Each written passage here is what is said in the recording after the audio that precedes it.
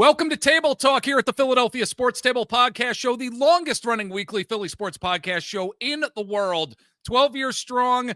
Actually, it's more like 12 and a half. We're getting to that point. Anyway, we've got a great discussion coming your way this week on Table Talk.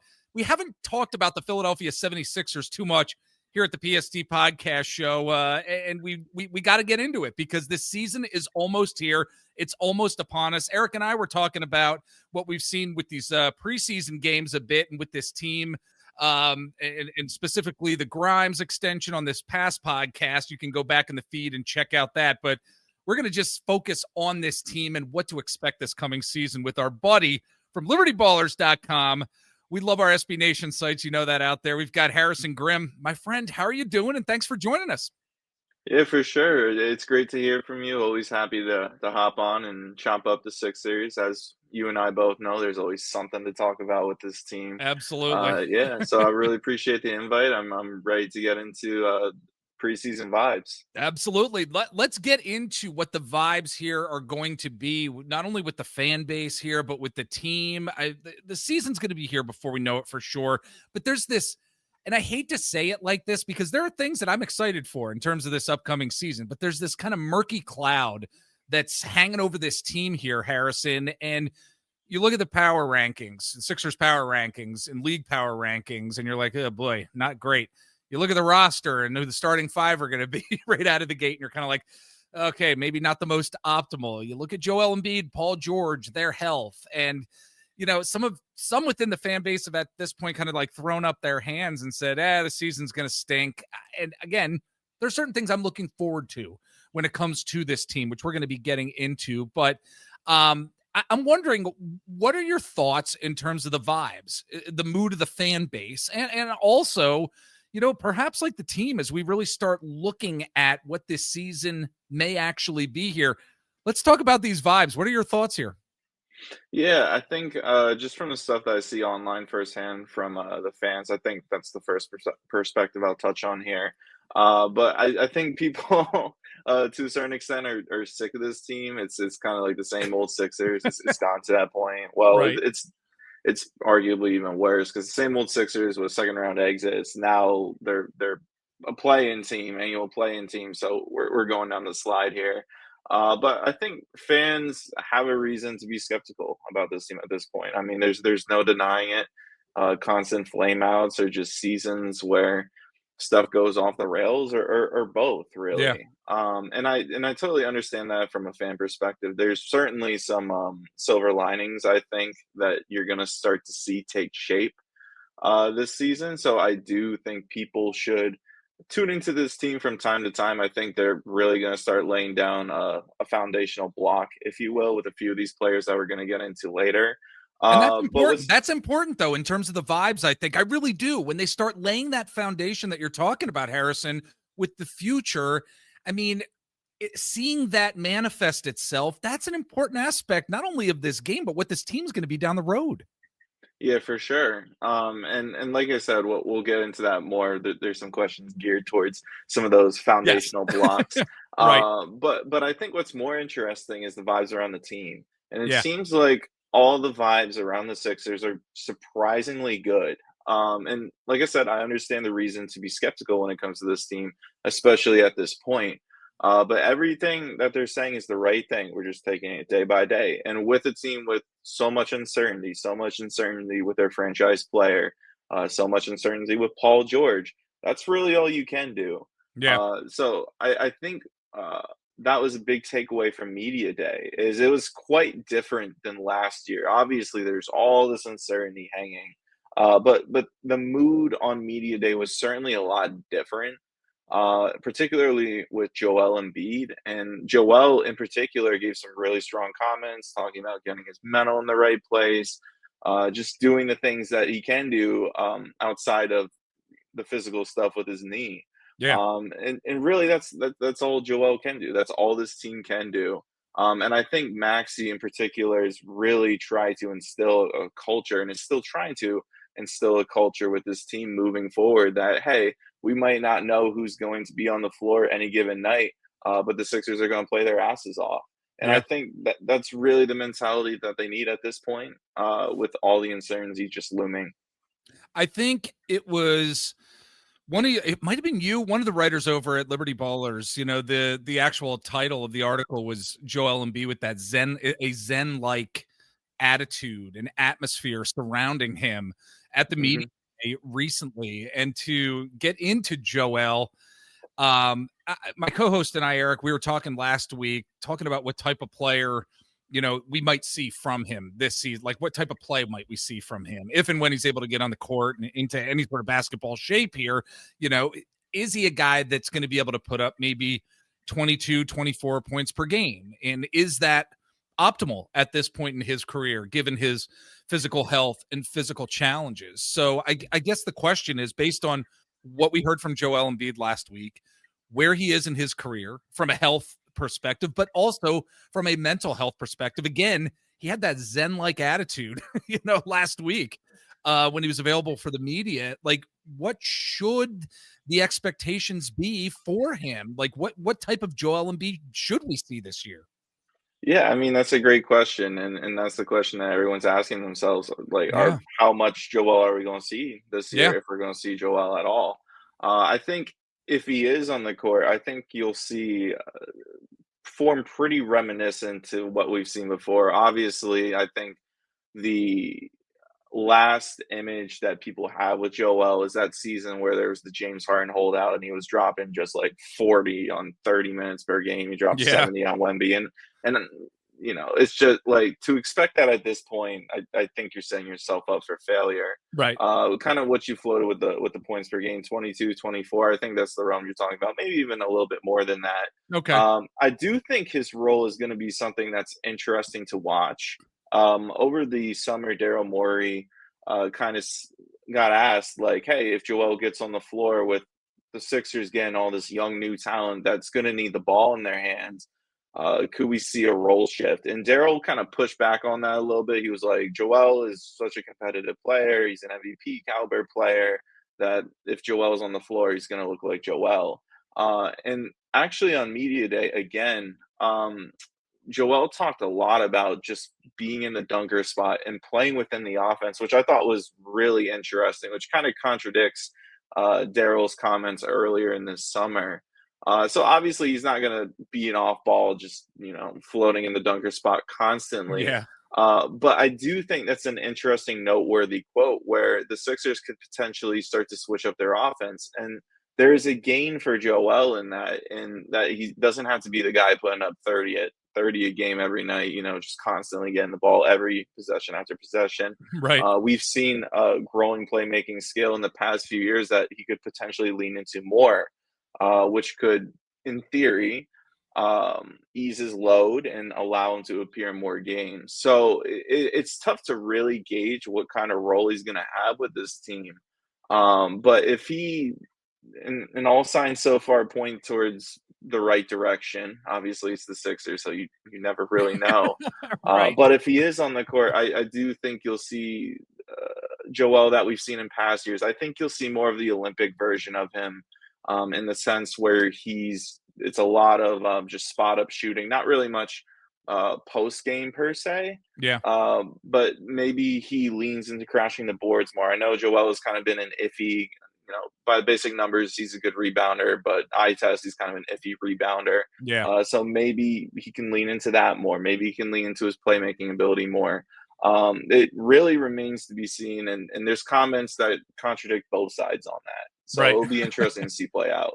Absolutely. And I guess, as we're moving along here, I'll ask the same type of question I did about Embiid as it pertains to Paul George, because it seems likely that he'll probably be, moving to the power forward position a little bit more here, just from reports and what we're reading.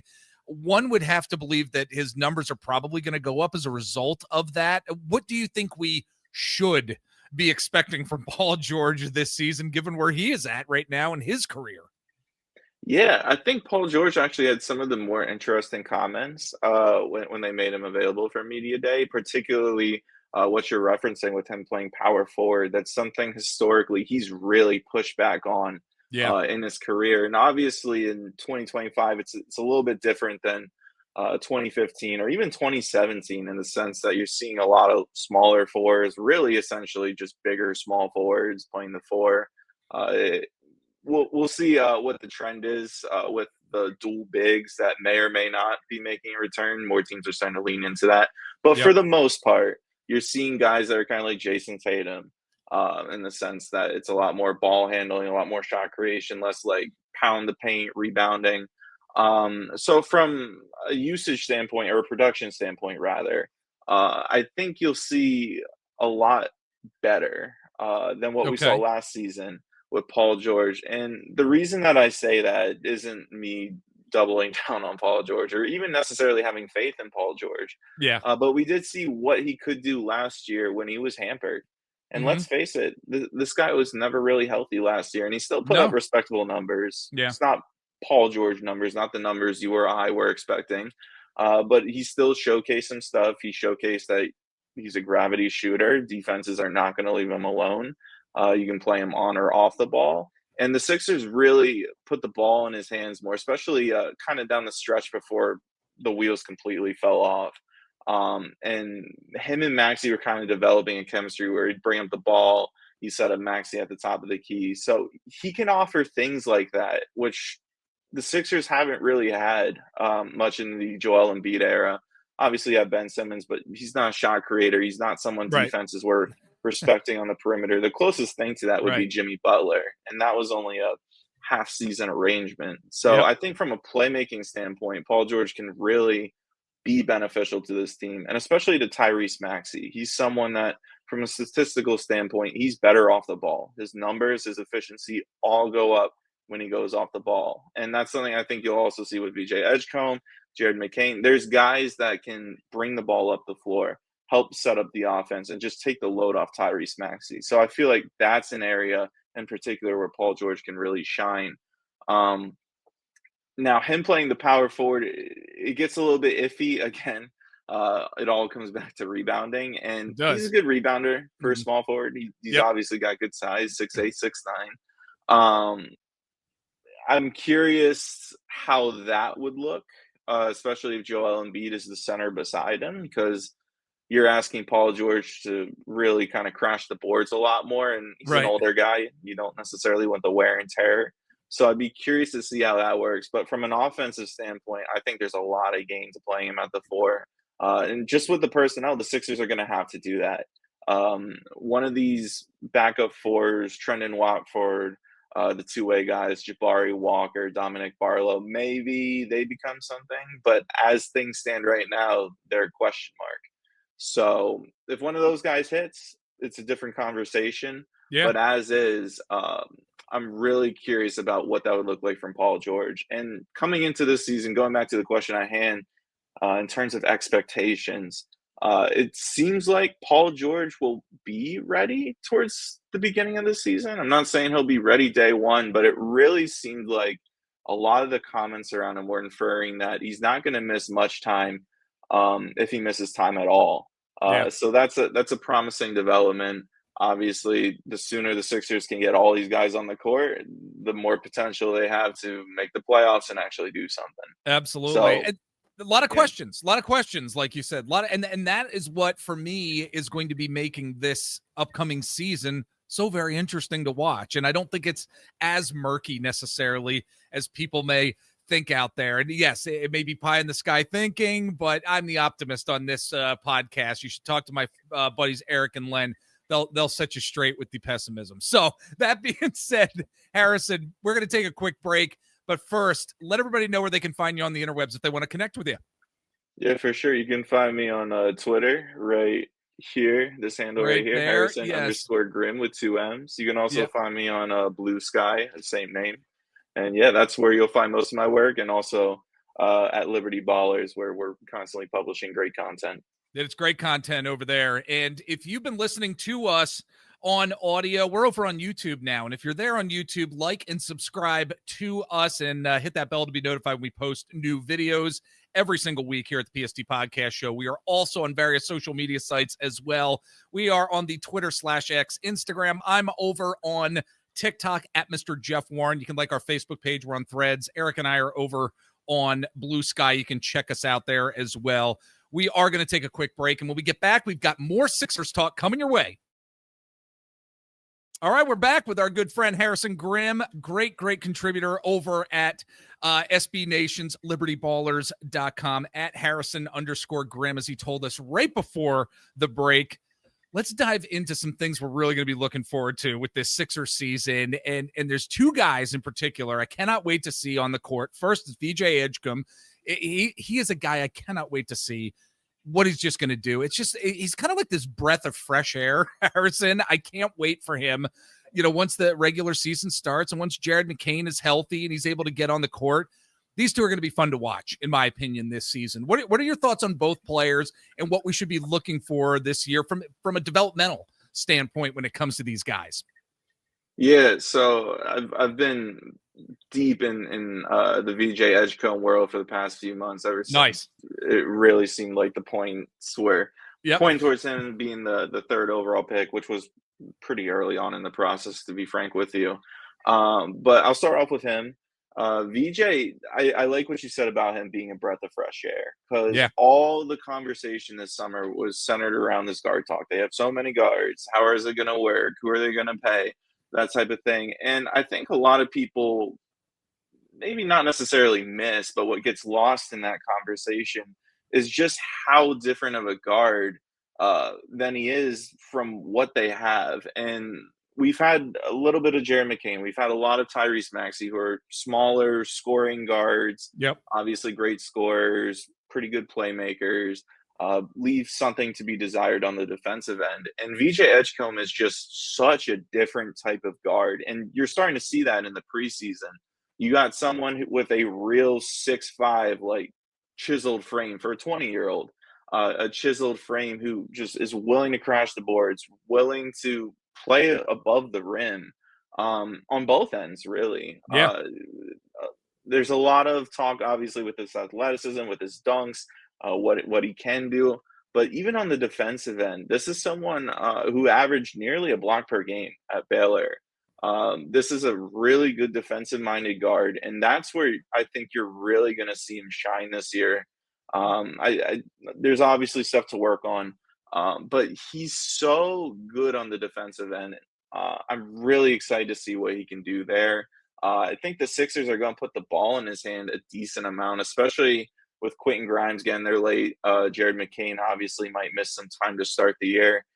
So VJ is a guy who's going to get on-ball offensive reps. And I'm really curious to see what that yields to. He's someone that has proven to make good basic reads. I don't know if he can necessarily be a full-time playmaker. That's something that's going to have to be answered in the years to come. Yeah. But he's someone that can just make Tyrese Maxey's job so much easier. Absolutely. Taking the tough defensive assignments, Yep. getting tough rebounds, competing on the boards, being a ball handler. He's someone that I really think is going to make Tyrese Maxey's job just easier this year. And I think that's a big thing.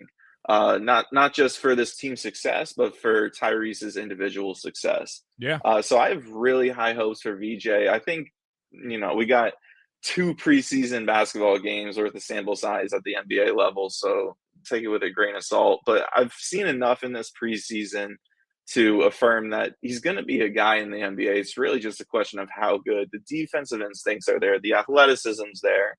It's really just refining that offensive game, refining his handle. That's going to make or break his ceiling, and that's something that's going to have to come in the seasons to come. Yeah. Now, with Jared McCain, that's the ultimate wild card, and we were doing player previews over at Liberty Ballers coming into the season, and I actually had the chance to write about him extensively.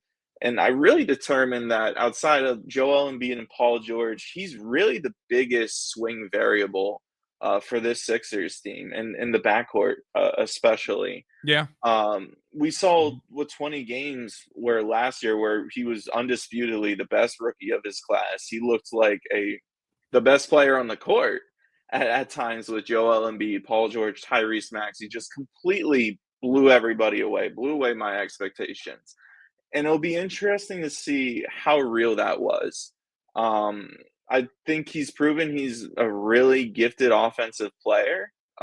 Just off the ball, on the ball, he can score. He can put the ball in the basket. It'll be interesting to see defensively where things stand. If he Yeah. can be just good enough where the offense is just too good, you can't take him off the court. Maybe the Sixers play small with VJ at the three. There's so many different things that they can do. But if Jared McCain really figures it out on defense, it just opens a world of playing time. And Yeah. his offensive ability and just his spacing, his ability to relocate off the ball is invaluable. So it really just comes down to defense, and obviously some of it will be playmaking as well, which he actually has shown some pretty promising flashes. But if he doesn't figure out the defense, that's where the crowded backcourt might become a bit more problematic because presumably Jared McCain's probably going to come off the bench to start the year. They're probably going to start Maxey. Yeah. They are going to start Tyrese Maxey, and then you're Yes. looking at one of VJ Edgecombe or Quinn Grimes, and right now it seems like VJ is going to be the guy. So Yeah.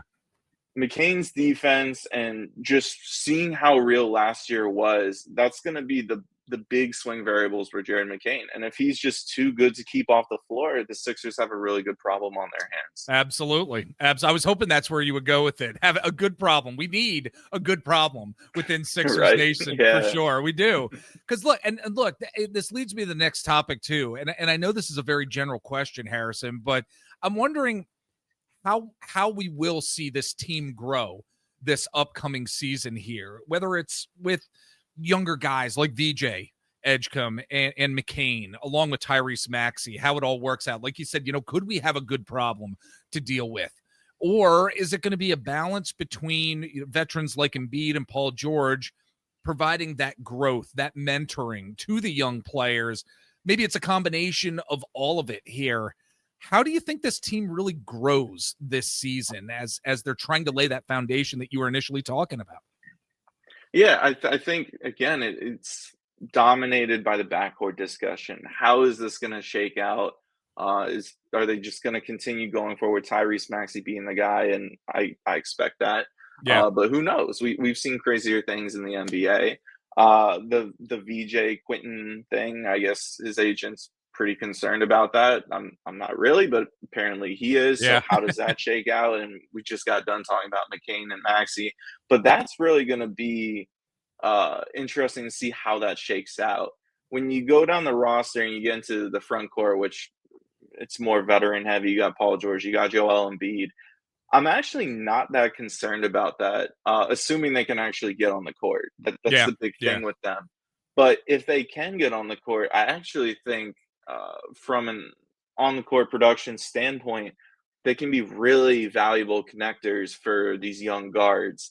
Paul George, I know he's had trouble with injuries and such, but he's someone that does everything you'd want well on the offensive end. He moves well without the ball. He's capable of shooting off the dribble, off the catch. He's someone that can play on or on the ball, take the defensive assignments that are tough. That VJ's a talented defender. Quentin Grimes is also a capable defender too, but these aren't guys you want logging heavy minutes guarding forwards. And Right. that's somewhere where they're really going to need Paul George. Yep. They're also going to need a rim protector behind all these guards, whether that's Joel Embiid, Dembona, any of the other front court guys that we mentioned. I think the Sixers have the pieces to do that. It really just comes down to whether or not they're healthy. And I think at the end of the day, the conversation just constantly comes back to this backcourt where you have Tyrese Maxey, who's still pretty young. He's getting up there in age, which makes me feel old. I know. I VJ can't believe how long Edgecombe. he's been here. Yes. Yeah, he said, what did he say? Year 6 on media day? I was know. oh, It's yeah. like, holy crap. Yeah. And obviously VJ, he's a rookie. Quentin Grimes is a bit younger, trying to establish himself. Jared McCain's just coming into his second year. So I think this year will be a really good temperature check to see where all these respective guys are, what works, what doesn't work. Yeah. And I think if Joel Embiid and Paul George can get on the floor, again, a big if, those are guys I know can produce. These are guys I know can help fill in the seams. It really just comes down to the guard situation. Yeah. Anyway, We only have so much time here. I was just going to be going in another direction, but I did have another topic to close us out here. So let's do that here instead of making this a 4-hour podcast, which nobody wants to see my face or hear my voice for that long. You, absolutely, not me. But look, to close us out here, Sixers are currently, I think it's about $7 million over the luxury tax, third year in a row now for this organization over the luxury tax. They've gotten under the luxury tax, however, each year after the trade deadline. If they're not winning by the trade deadline this year, Harrison, do you think we're going to be seeing some guys traded, getting some salaries off the books? And I mean, what does that essentially do to that building the foundational aspects of this team, perhaps? It's going to be interesting for sure. But what are your thoughts there in terms of the luxury tax, what we may see with that in the future? Yeah, so as you said, they're about 7 million over the luxury tax. Yeah. Obviously, if things start to fall apart, they're kind of out of the playoff picture, or they're just barely making it. There is a really good chance that they could look to move salary. 7 million, you're probably looking at two contracts primarily. You would be looking to offload, and that would be Kelly Oubre, I think, who makes a hair over 8 million. So if you were to dump him to another team for no salary at all, there you go. There's your remedy. The issue with that, however, is you're putting a lot of eggs into the Paul George basket, also a lot of eggs into the Justin Edwards basket, who I still have some level of faith in, but he's had a rough summer league, rough preseason. We'll see if he's able to turn it around. And if he is, then maybe this becomes a much different conversation in a few months. But Kelly Oubre is someone where he does solve, like, if you're trying to shed salary, he solves that problem. But I think the pendulum, if you will, kind of swung too far the certain way with him. And the fan base kind of seems out with him. And I understand, like, he does boneheaded stuff. He has tunnel vision. He certainly has his warts.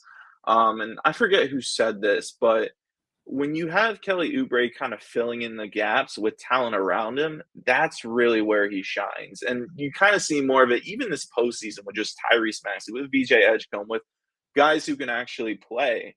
When he can just hone in on defense and add a splash of offense here and there, I think he's a productive player. Now, if the wheels are falling off, you aren't necessarily thinking about that. Especially if you're the Sixers ownership, you want to get money off your book, you got to fuel the private jet. Okay. The other name I said is Andre Drummond, who doesn't quite get you to that number, but if you were to tack on another salary, let's say, I don't know if Eric Gordon has a no trade clause or not, but assuming he doesn't, if you package Eric Gordon and Andre Drummond, that's another way to duck underneath the luxury tax and possibly open up a roster spot or two where you can convert one of those two-way guys. So I think those are the names that are going to be interesting to watch. The whole Eric Gordon, by the way, does not have a no trade clause. He does not have a no trade clause. Yeah. Perfect. Yeah. Thank you. Yeah.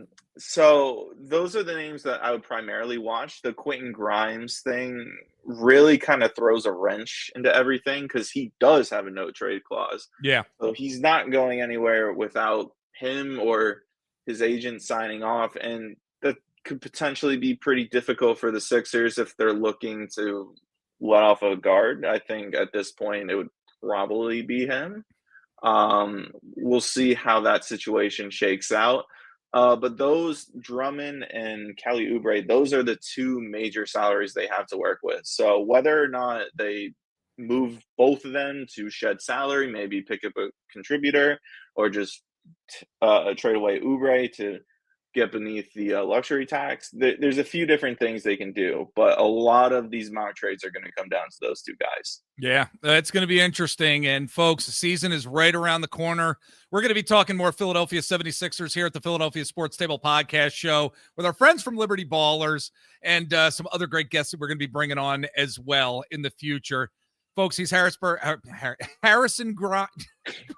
My gosh, this is all right. I'm going to open up the curtain. As many of our listeners know, I'm running for higher office, and I'm in contact with people in Harrisburg all the time. Right before we jumped on here, I was doing campaign stuff with people from Harrisburg. That's why I almost just said Harrisburg. When our good friend Harrison Grimm is here, my gosh.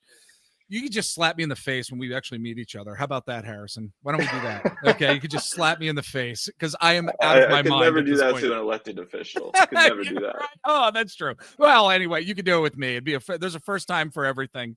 My friend, thank you so much for taking the time to join us on our Table Talk interview show here.